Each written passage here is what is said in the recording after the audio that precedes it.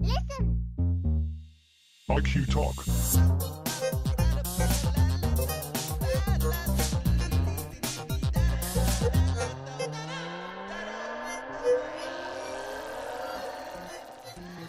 Hello, you're listening to IQ Talk, the Gaming IQ podcast. I'm Sumit, Dutta, and as ever I'm joined by Adam Barsby. Hello. Arran Oakes. Hello. And making his IQ Talk debut, Gerald Clarke. Good day. So last week we had two major delays, and I think that's the main focus of our podcast today. Watch Dogs and Drive Club were both delayed for their launches and for their respective next-gen systems. Guys, what do you think about that? Well, I think it's an obvious move by Ubisoft to sort of spare Assassin's Creed 4 some, publicity, because at the end of the day, if people are looking to purchase a sandbox game, they're going to look at those two, and especially with GTA 5 just having come out, are you going to be ready to jump into another city quite yet? So you don't think it's entirely for just quality reasons that maybe... I mean, the reasons that they specifically gave was that they looked at it and decided it didn't have quite enough polish. And with these, as we've talked about before, both in articles and on the podcast, it's important with these new franchises to have a top quality product, or else your huge investment in a brand new franchise might fall a bit flat. I wonder whether, or how true it is, and it's difficult to sit here when we don't know the real situation internally at Ubisoft, but they've been releasing footage for Watch Dogs for a very long time. I remember watching the first gameplay trailer, I think that was off the Spike VDAs or something last year. It's been coming out for a long time. And if that was the case, you'd think that they'd be at a point now that probably are able to release it. At the same time, it's a very good point. Quality is obviously more important than ever, particularly when it is going to be compared to games like GTA 5, which is such a high finish to it. So maybe it is true that with the success that has come from GTA 5, they've had to rethink the quality of the product that they're putting out there. Or, as you say, Adam, maybe it is just undeniably sell for the one format would suffer because of the next gen thing, one way or another. So maybe there's a grab for current gen sales. And GTA 5 kind of sets a double example, because you had a huge positive reaction for the game, people saying, it's their favourite since Vice City, which was obviously the best one. And then the huge negative reaction when the online version was not as polished, when there were glaring bugs in it, when there was huge difficulties in almost every aspect of the game, and that incurred the exact opposite fluctuation from the market. People were just appalled by this. So I think maybe it's just a kind of a warning that even if you are top dog, even if you are ahead of the pile, you need to be just flawless, basically, to avoid any criticism from a very reactive, overreactive market. Yeah, I think that's quite a commendable thing for them to actually do, to take the time to actually make a really quality product. And I think it's also some of the lessons that they learned from Assassin's Creed 1, where there was so much hype for the game, but when it came out, it wasn't quite the game that everyone was expecting. And if Watch Dogs is going to be their big new linchpin franchise for this whole next generation, then they need to have a massive, really quality game right from the beginning. The first Assassin's Creed is an interesting example, because that was a mind-blowing new concept and delivery for the first hour of gameplay, and then you're just repeating that hour of gameplay for the entirety of the storyline. What do you think about Drive Club then for PS4? That's something that I think Evolution Studios has been working on as well for quite a long time now. The social aspects of it were probably its strongest feature and the strongest USP. Do you think that this is going to harm the whole social at the focus of the PS4 message that Sony is trying to push? And Xbox One. And it's got the whole next-gen thing is sharing, is caring. Right? Well, I was a big fan of the Motorstorm series, which they did as well, and I think they had something that, an exclusive to Sony. It looked really good. It was free initially, and I do think that the launch could suffer a little bit because of this, because at the end of the day, people who were keen to day one open a PS4 and play games out of the box, it's one less reason to when everything else is on current gen anyway. Well, that's the bigger issue here, isn't it? I mean, never mind the games themselves and the way that they're going to suffer, but what about the impact on the launch of the next gen consoles? Already in the US, Target Target have already stocked or pre-ordered PS4 bundles that included Drive Club or Watch Dogs, which I believe is all of them, pretty much. So unless you just bought a vanilla console, then your order has been cancelled, and a number of mainstream media sites have run screen grabs from people who've emailed them saying, this is the email I got from Target, and it really is a case of pre-order is being cancelled, you're back in the lottery to try and get into a pre-order, since Sony's already stopped accepting new orders of hardware units. Yeah, for me, I think Watch Dogs was the really big next-gen, first big launch title for next-gen, and I think that is actually can have the biggest impact of all of these delays. So I'm not really sure what else there is that's really going to attract people to this. It brings the question, why buy a next-gen console now? And other than the early adopters, there's very few reasons to do so now, when, as Adam said, there are no next-gen, well, there's very few next-gen exclusive titles coming out for their launch now. And I certainly was, Watch Dogs was a major factor for me in pre-ordering both next-gen systems when I did, and as an early adopter myself, I'm even second guessing it now. It's a large outlay of money when realistically, can it wait till January yet? Is this a problem then with the first parties then? Should the first parties actually have had more big name titles at launch? Because I think Sony have got Killzone as well. Yes. Is that it? I think NAC is still, is NAC coming out day one, or is that okay? So that's 2 games, and with Microsoft. It's Rise, which is obviously unaffected, Yeah. but has suffered from less than amazing reviews. There's been a large impact, I'm going back here a little bit to the effect of the delay on the games, but there's been a large impact on Ubisoft from this. I believe the statistic that I read was that its share prices have gone down 25%, which is absolutely astonishing. But of course it is, because it's moved the games, these huge big releases, surefire money makers, no matter when they're released, into the next financial year, and that's going to affect anybody's balance book. These brand new titles are always an enormous outlay, and having a huge outlay with no return is going to really affect you badly when it comes to the market. So with these 2 big delays, pressing issue is quality and the actual polishing of the final games. So it looked like both games were actually pretty much done, but obviously they still need a little bit more time just to make them as good as they can be.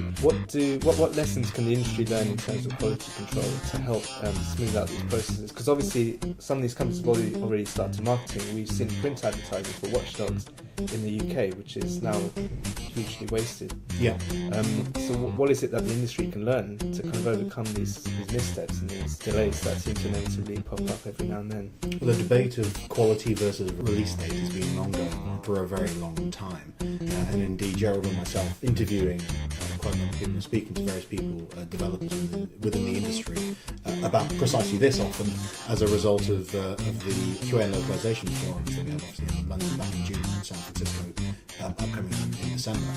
And it seems to be one of those things where the attitude of the industry has, as a whole, I'm talking as a generalisation here, moved on now such that quality is valued above all when you look at it, in terms of release dates. Historically, it's very much been a culture of the publisher will, set the release date, particularly if it's a holiday release.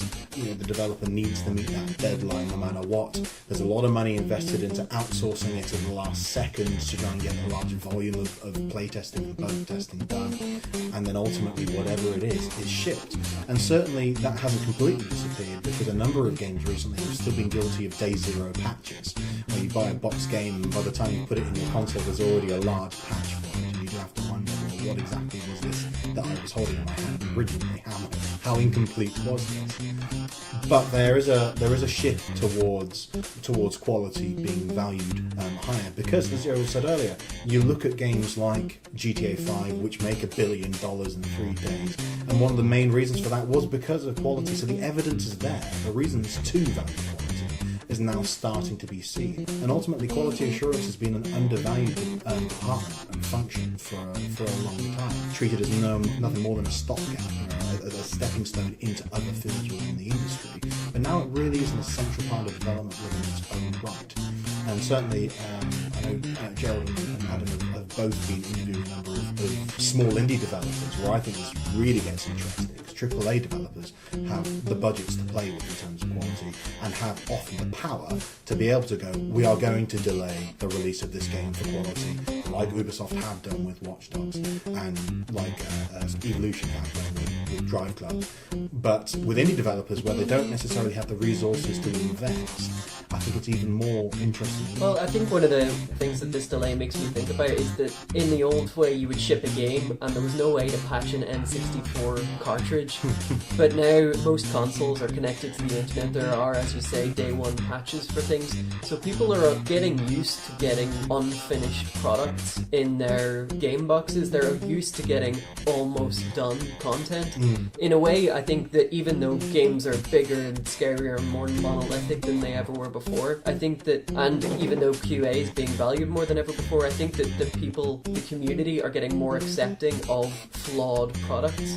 So I think that if they had released Watch Dogs and say it was bugs or something in the game, and we don't really know what it was, they said, they wanted to improve on quality, so we don't really know, people would have accepted a bug here or there, as long as it wasn't, a fatal error, you lose all your save after 10 hours played or something. But what it makes me think is that maybe it was content, maybe there just was a lack of, maybe it was a 3-hour game or something and it just needed more time, because I think that the community would have probably accepted a very good but slightly buggy game. Do you not think that this is perhaps reinforcing the wrong attitude there in terms of a community? And it's certainly fair to say that the developers are going to be driven by consumer attitude, because that's their market and it's supply and demand, let's face it. But if the community is willing to go, there's a 100 megabyte patch, 200 megabyte patch, maybe in future we're going to be looking at gigabyte patches on day one, where half the game is being digitally distributed and half is physically distributed. Is this reinforcing a wrong attitude? Well, I think it's definitely the wrong attitude, because, as a consumer myself, every time I purchase a new game, I pretty much expect it now. I'll run home with my new game and put it in, and I think, I'll just get the download over. And I'm shocked if there isn't one there. And, I think it was this week, actually, the new Pokemon came out, and Nintendo have actually acknowledged there's a game-breaking bug. Which is pretty astonishing, because Nintendo were always really reliable. Exactly. They were the one company that you could be guaranteed to release a finished product that was as good as you can get. So on the flip side of QA, it's the controversial topic of crunch, which reared its ugly head last week when Crytek actually took a bit of flack with a Twitter poll where they kind of made light of the whole topic of crunch. And this kicks out quite a lot of debate online about whether crunch is a normal part of the process or if it's something that should actually be completely cut out. What do you guys think about that? I think this is something where, much like we discussed in podcast 1 with SimCity 5, the finger being pointed at QA unfairly for that disaster when it was nothing to do with QA, it was an infrastructure problem. The cause of the public backlash there was public ignorance. I don't mean that in any sort of negative context, just they don't know as they're not in the industry. And I think that the case here is crunch is, it's a part of game development. It always has been, not just game development, but software development in the wider field, in all sorts of applications in the industry and commercial world. If you're using an agile methodology for software development, then you're going to be doing sprints, and sprints tend to crunches.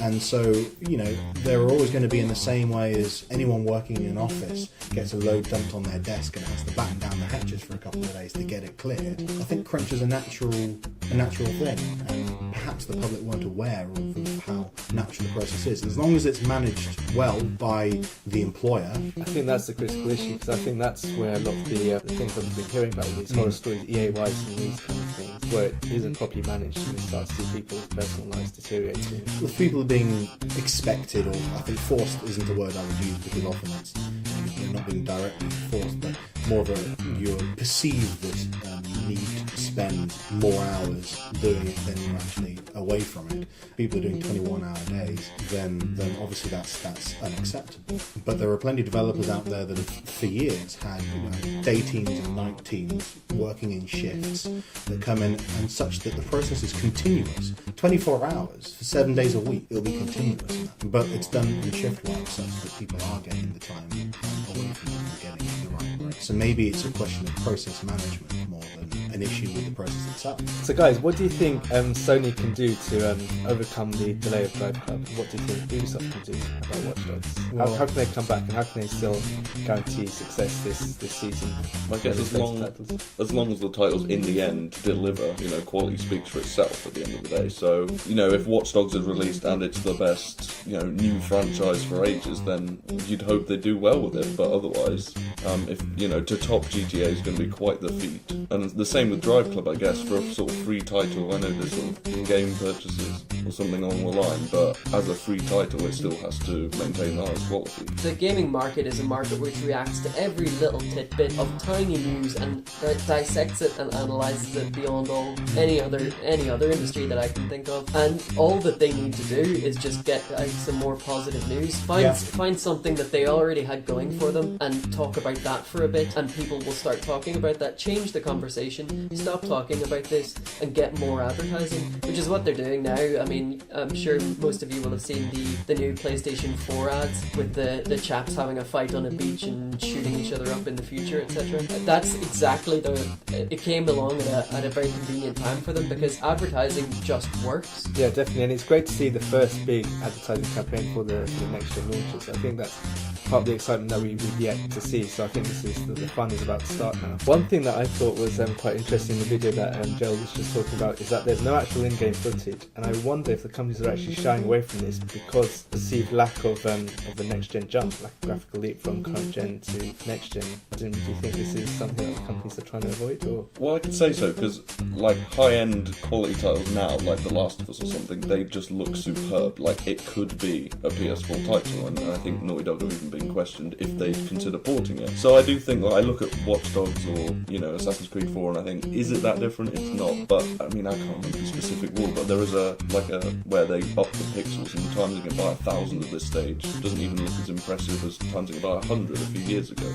So yeah, I do think that companies will shy away from showing off footage because the average consumer would say it doesn't look that different. But for me, it's it's a whole range of new features. And yeah, I think it'll be the new features that they'll be talking about more than the actual games themselves. Absolutely. You were asking how Microsoft should position their advertising campaign, and I think they should position it as far away from a gaming console as is physically possible. Most of the negative stories about Microsoft so far have been about how it's not as powerful as the PS4, it's not going to be as good gaming or whatever. So don't position it as that. This is going to be the Christmas where households in the US particularly are all going to be buying Apple TVs and things. Position this as your entertainment center. This is your living room, the Xbox One. It's got your Netflix, it's got your American football, it's got all of this other nonsense, and it's fun for all the family with the Kinect and everything. It's going to be, this is your family living room. This is the centerpiece. I quite like that. This is your living room. That should probably be their strapline.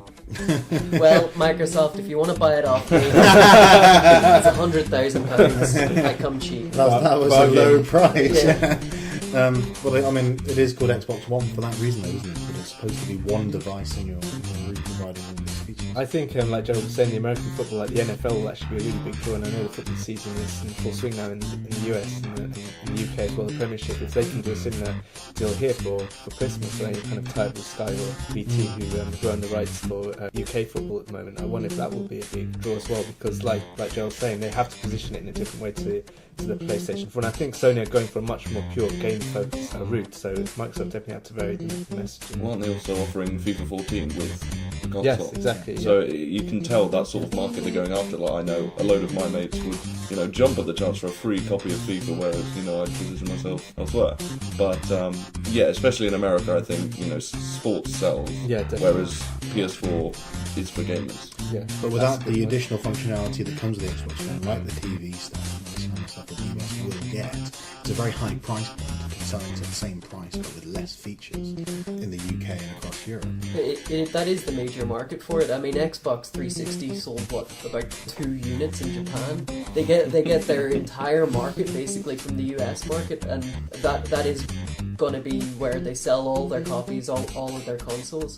So it just matters to get the American market right. and then because the American culture kind of leaks out into the rest of the world, we'll get, Xbox One by osmosis. You're saying that we don't have any trend-setting abilities of our own in the UK? Well, I'm saying nothing. Special relationship indeed. Well, I do think that makes sense because, the internet, if America do side with the Xbox One, it's going to be all over the internet. And I know, like, a few of my friends, they don't really care which they go for. They just wait and see who gets what, and then they'll just play their friends online. I think that's why Call of Duty is going to be a big thing again, because that's where people go to. Wherever your friends are playing Call of Duty, that's going to be a huge audience because everyone will just go to wherever their friends are playing. Then perhaps a lot of focus around Xbox Live would make sense in the marketing campaign as well.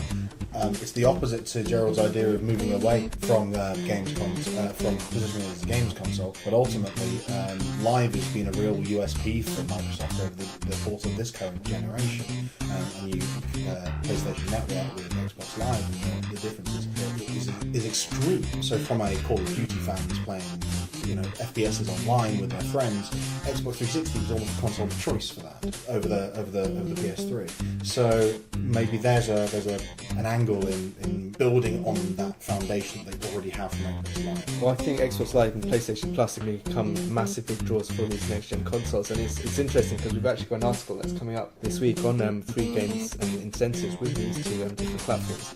And I think we can see now PS Plus is now going to be core to the PlayStation. If you want to play multiplayer, you have to have a PS Plus account, and to get as many people on board, they're giving out so many great AAA games now. You can see, I think this month it's Remember Me and Metal Gear Rising in Europe, and I think they had Far Cry and Assassin's Creed over the last few months as well. So these are really big titles. They really want to get people on board now, so that they can start to roll out these systems. Xbox is also giving, I believe they're giving out Halo 3 online for free. Yeah. Which is, that's incredible, but it is just basically come play us, form the habit of coming on Xbox Live and playing your friends, because when we move to the next console, we want you to do the same thing. It was interesting how each side has mirrored functionality of the other to the point where they're both indistinguishable.